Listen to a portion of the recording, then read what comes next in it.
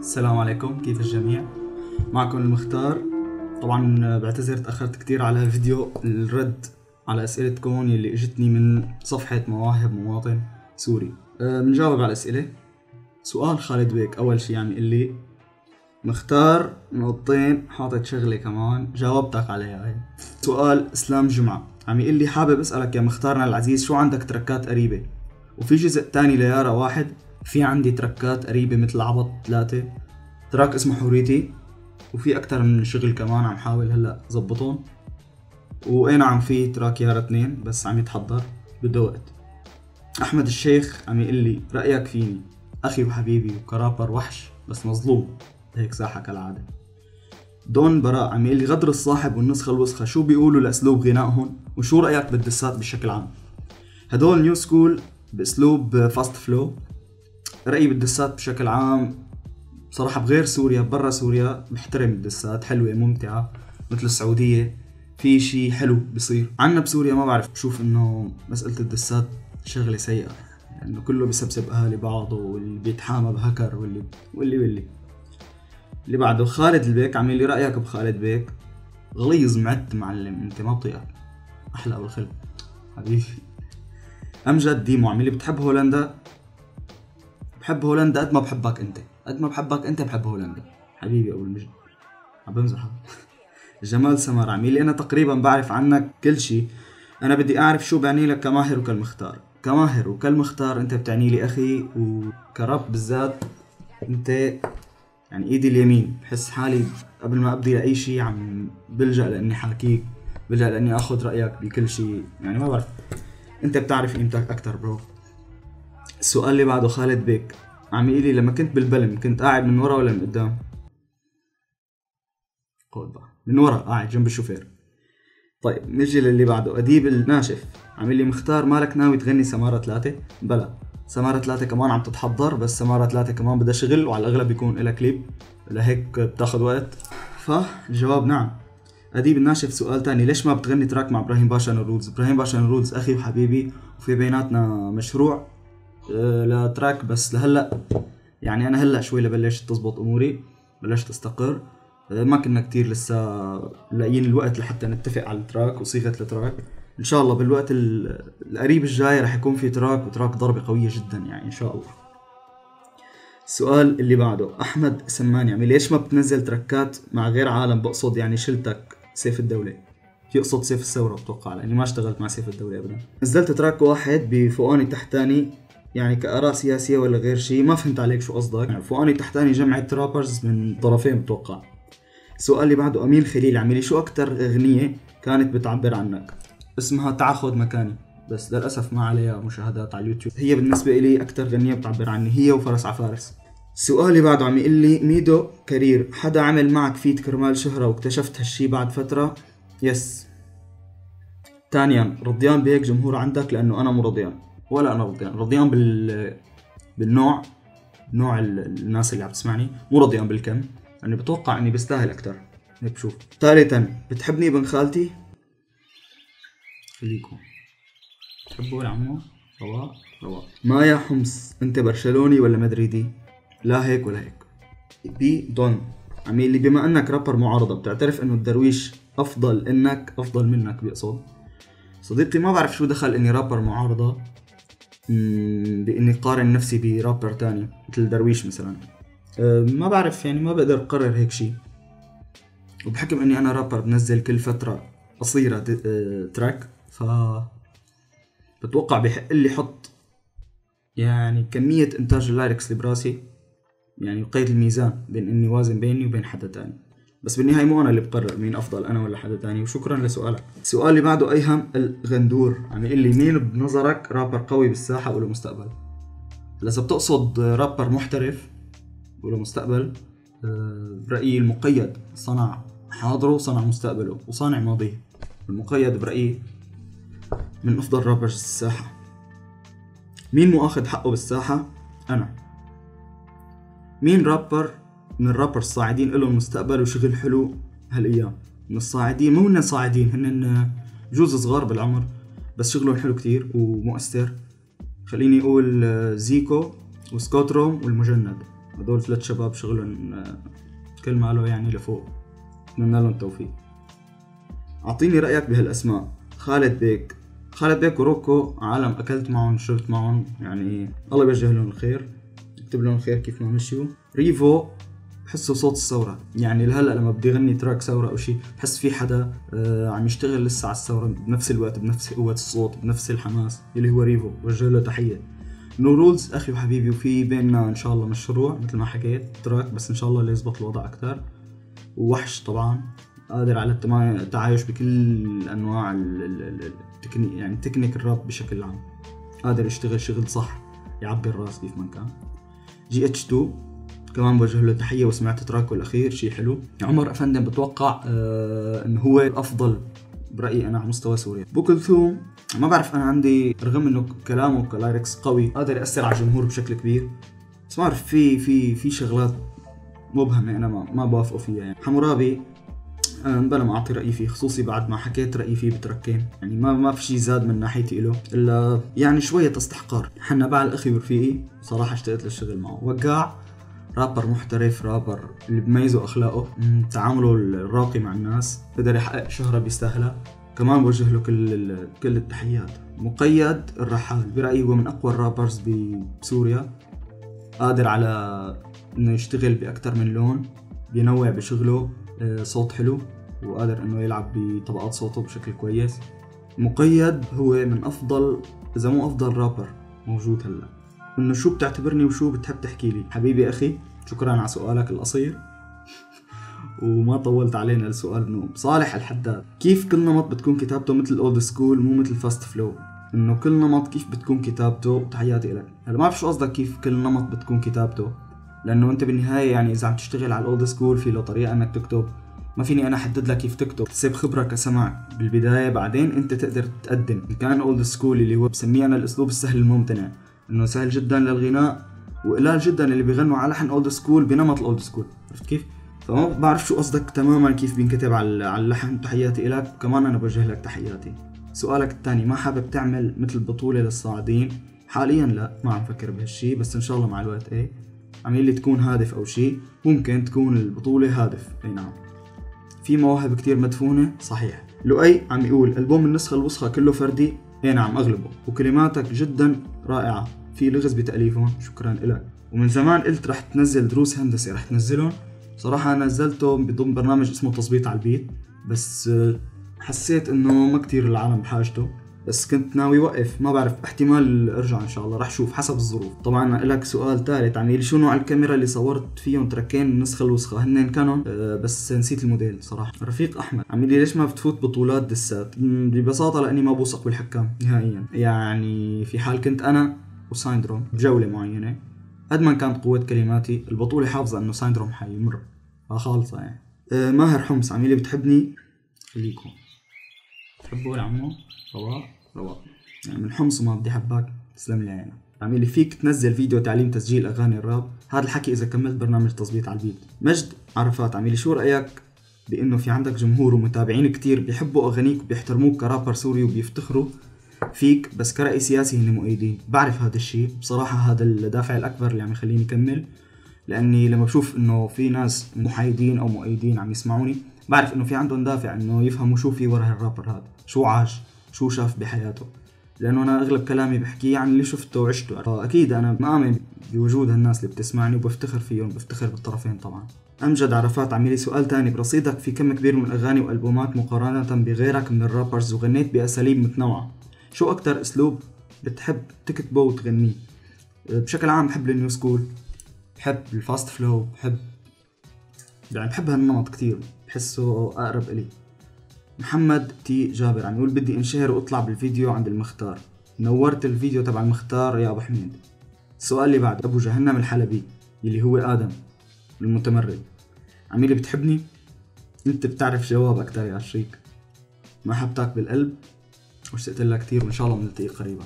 السؤال اللي بعده من عبود اس واي راب عم يقول لي: اول شغله بتثق فيني، ثانيا مين اللي مشتهي تاذيه وبتحقد عليه، ثالثا شو بيعني لك الدمشقي؟ اني بثق فيك اكيد بوثق فيك، مين مشتهي اذي وبحقد عليه؟ ما في حدا صراحه، ما بعرف ما في، يعني ما حاسس حالي جعبالي اذي حدا. الثالث شو بيعني لك الدمشقي أخي الصغير؟ نور الدين فرعون ليش بتغني راب؟ حلو السؤال، لأني بصراحة بحسه أكتر شي بخليني أعبر عن حالي. ما علينا، الراب هو ملاذي، هيك بحسه. محمد ماهر عدنان عميلي، هدفك في دخول ساحة الراب؟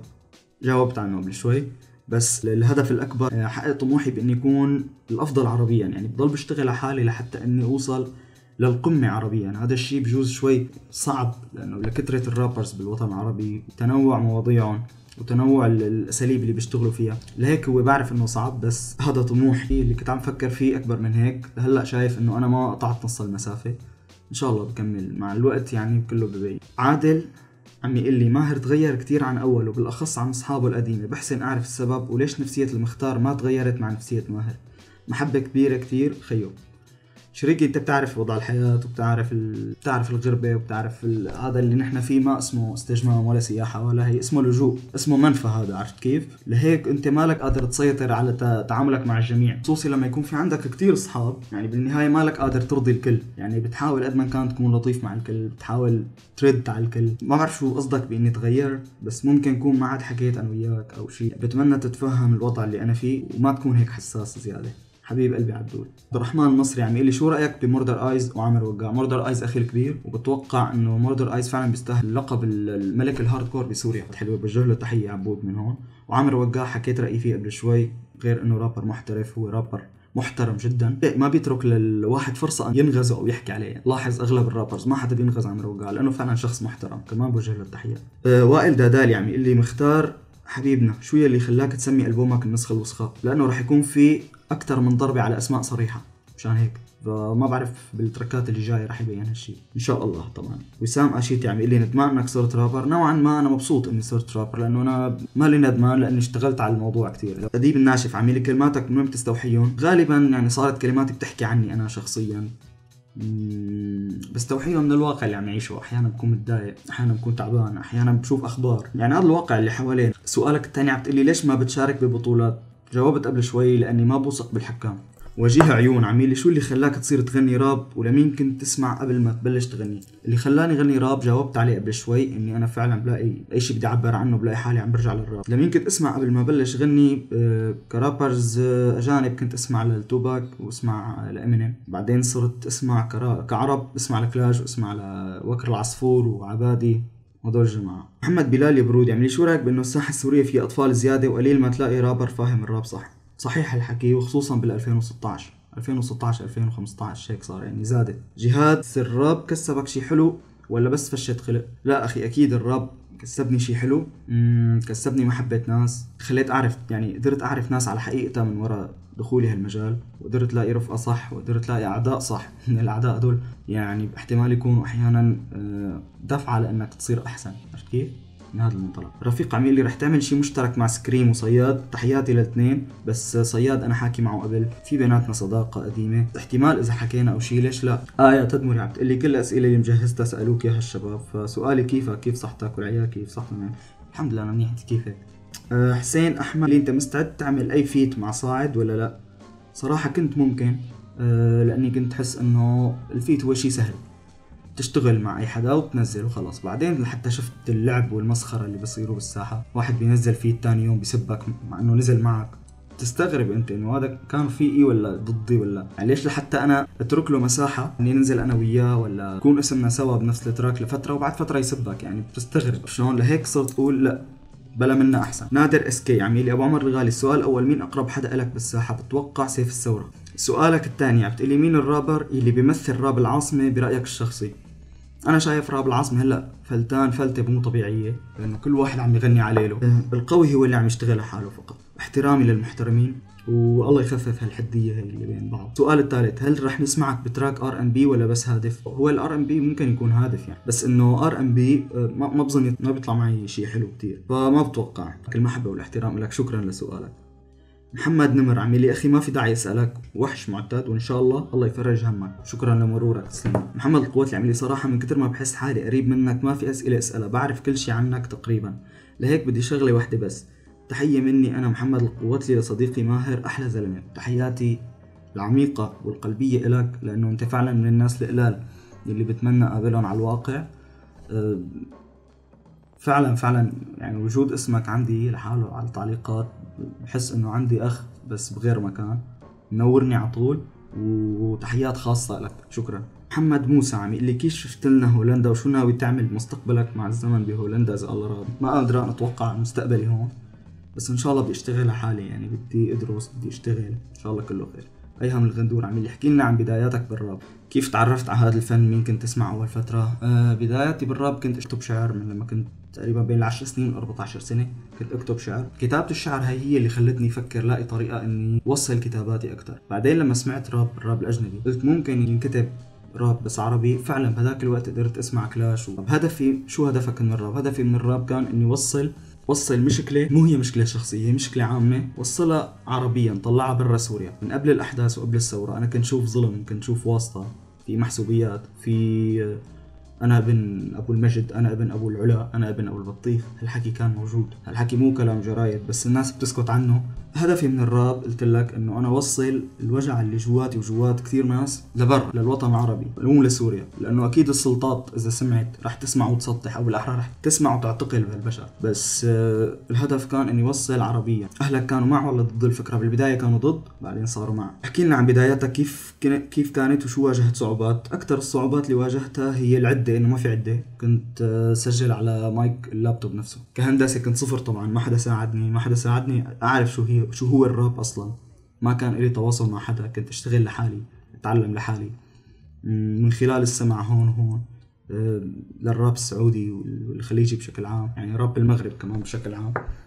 تعلمت شوية شغلات، حاولت من اليوتيوب اتعلم بدايات الهندسة لحد ما اجتني فرصة وتعلمت اكثر. عم تقلي اذا اعطوك فرصة تعمل تجمع وعندك هالاسماء، مين بتختار ينزل بالتجمع معك؟ رح اقرا الاسماء اللي انا بختارها لانه بشوفهم ممكن يكون في بيننا شغل قريب. نارولز، موردر ايز، ريفو بودي، صياد، سيف الثورة، بلال فرعون، وفريدوم، ادم، وقاع، خالد بيك، حنا بعل، مقيد الرحال.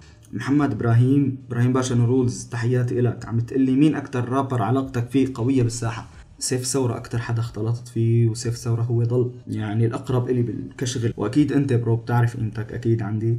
في كتير من الرابرز، واحد من الاسماء اللي كتير بحبه وبتمنى لقائه على الواقع هو يعقوب جاكوب، ام سي جاكوب. محمود الحمادي عيسى، مين اكثر انسان بتوثق فيه على الانترنت؟ ارجو جاوب على السؤال، سؤال مهم. بكل بساطة جمال سمارة. وديان جولي، ما عندي سؤال بس تعجبني شخصيتك وبتمنى لك الافضل ويا رب النجاح المتواصل. شكرا لك، كلك ذوق. بهاء عطية عم يقول لي مختار بعت لي تحية بس. حسين ابراهيم عم يقول لي شو قصدك بهي الجمله من تراك مجنون 3؟ انا بعرف بعد الصاد ضاد شو يلي جاب بعد الصاد كاف. عم اقول انا بعرف بعد الصبر في ضرب، مو بعد الصبر في جبن. انت زبط اخر كلمه على كيفك. احمد العربي عم يقول لي مين اكثر رابر بتحسه قدوه لك؟ عالميا بحس توباك، وعربيا ممكن تامر نفار. سؤال عبد الرحمن المصري، شو اكثر تراك لك معجب فيه؟ اسم التراك تعا خود مكاني، في تراك من باب موتي. سؤال اللي بعده عم يقول لي انا ما صار لي زمان سمعتك بس والله انت بتستحق كل التقدير والاحترام، تحياتي لك مختارنا. تحياتي لك وشكرا كتير لمرورك الحلو والطيب. حمدان عميل، احكي لنا شوي عن حياتك اليومية مع شوية تفاصيل إذا بتحب تحكي. ليش فرض تجمع الراب السوري؟ ورح نشوفك بفيت مع كلاش، ريسبكت ناطر الفيديو. أول شي حياتي اليومية، لساتني ضمن فترة القعدة بالكامب، ما استقريت أبدا. حاليا أنا بزيارة، فلهيك ممكن نشتغل على شي سجل كذا. ليش فرض تجمع الراب السوري؟ بسبب إنه كل واحد فينا ظروف وشكل. أنا شخصيا وقت اللي نزل تراك فوقاني تحتاني أنا كنت بإزمير وطالع على طريق البحر، ولهيك إذا بتلاحظ ما لا منزل تراك فوقاني تحتاني، ما له نازل على قناتي، حكم إني كنت بفترة السفر. وتحياتي لكل اللي اشتغلوا بالتجمع بالنهاية. سؤال علوش اسواي عمي، ليش اغلب اللي بيغنوا راب ما بيطبقوا كلامهم ولا مو شرط يعمل اللي بيقوله؟ او الراب هل هو توصيل رسالة وبس؟ انت شو كان هدفك الاساسي من الراب؟ ان كان حدا فينا حكى عن الثورة بتركاته وهو بنقاشه مع العالم بخالف الثورة، فهذا ما له رابر، يعني ما بعرف، او هذا بلا مبادئ بالاساس، او كذاب او منافق. هل هو توصيل رسالة وبس؟ انا بعتبره توصيل رسالة، رغم انه كتير ناس بتقلك انه ما في رابر عم يشتغلوا ليوصلوا رسالة. انا بعارضك بالحكي.